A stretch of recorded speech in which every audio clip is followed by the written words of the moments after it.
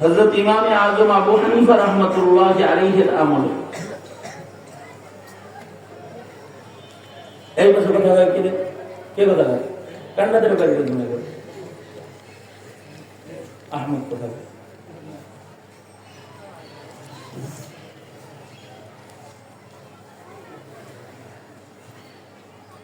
ইমামে আযম আবু হানিফা রাহমাতুল্লাহি আলাইহির আমলে ওনার আমলের ঘটনা, এক লোক তার বিবিকে বলেছে তুমি যদি চাঁদের চাইতে সুন্দর না হও তাহলে তুমি তালাক।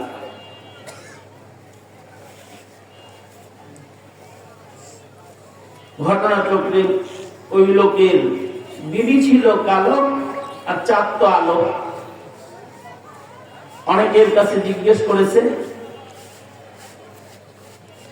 সবাই বলছে এমন কথা বলছো বউটাই হারাইছে। বিবি হারানোর বিয়োগ বেদনায় লোকটা কাঁদছে, আর ওই পথ দিয়ে ইমামুনা ইমামুদ দুনিয়া ইমামে আযম আবু হানিফা রাহমাতুল্লাহি আলাইহি যাইতেছেন। ইমামে আযম আবু হানিফা রাহমাতুল্লাহি আলাইহি ওনাকে বললেন যে চাচা কাঁদেন কেন? বলে তোমার চাচির সাথে তো আমার সম্পর্ক বিচ্ছেদ হয়ে গেছে। কেন তালাক দিছেন? না, তালাক দেই নাই, তালাক হয়ে গেছে। কারণ এমন কথা বলেছি যে কারণে তালাক হয়ে গেছে। জানো তোমার চাচি কালো, কিন্তু আমি বলেছি তুমি যদি চাঁদের চাইতে সুন্দর না হও তাহলে তুমি তালাক। ইমামে আযম আবু হানিফা রাহমাতুল্লাহি আলাইহি বললেন চাচি তো তালাক হয় নাই। এটা ইমামে আযম আবু হানিফা রাহমাতুল্লাহি আলাইহির ফাকাহাত। তখন তিনি বাচ্চাও, ছাত্র তলবে এলেন, তিনি বাচ্চা বয়সী ফকিহ ছিলেন।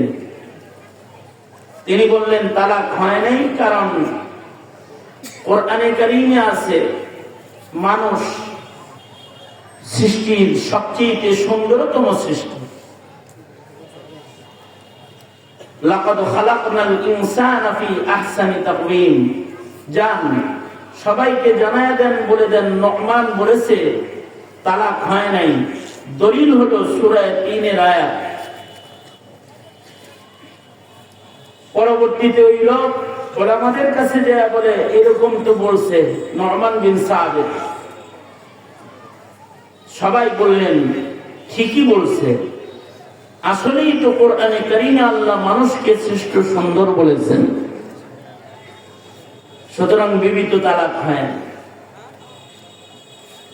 অর্থাৎ মানুষ চাঁদের চাইতে সুন্দর, মানুষ সূর্যের চাইতে সুন্দর, মানুষ ঝর্ণার চাইতে সুন্দর। যত আশ্চর্য সৃষ্টি আছে সকল সৃষ্টির ভেতরে আল্লাহ তাআলা মানুষকে সর্বোত্তম সৌন্দর্য দান করেছেন, উত্তম অবয়ব দান করেছেন। মানুষকে আল্লাহ তাআলা একমাত্র আল্লাহর কাছে নত করেছেন। সকল মাখলুককে আল্লাহ তাআলা, হাইওয়ানকে আল্লাহ তাআলা হাইওয়ানাতকে লুকমার কাছে নত করেছেন, কিন্তু মানুষকে আল্লাহ তাআলা আল্লাহর কাছে নত করেছেন। তাকওয়িমের ব্যাখ্যা দিতে গিয়ে মুফাসসিরিনরা যত বক্তব্য দেয় তার নির্যাস হলো মানুষকে আল্লাহ তাআলা সোজা করে পয়দা করেছেন, তার সার কখনো ঝুঁকে না। কারণ সে খাবার খায়, সে মুখ দিয়া গর্দান ঝুঁকায় খানা খায় না, হাতে লুকমা উঠায়া উঠায়া সুন্দর করে খায়। পৃথিবীর যত মাখলুক আছে সব মাখলুককে আল্লাহ তাআলা লুকমার কাছে নত করেছেন, আর মানুষকে আল্লাহ তাআলা সেজদার মাধ্যমে আল্লাহর কাছে নত করেছেন।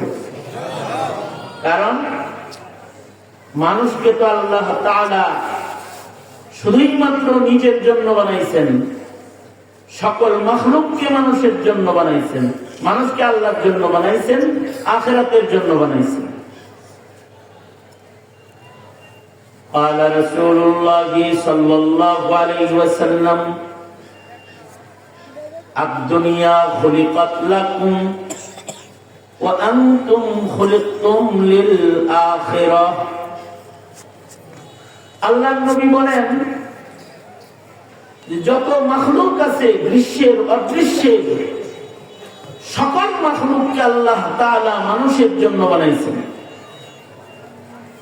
আর কেবলমাত্র মানুষকে আল্লাহ তাআলা আখিরাতের জন্য আল্লাহর জন্য বানাইছেন।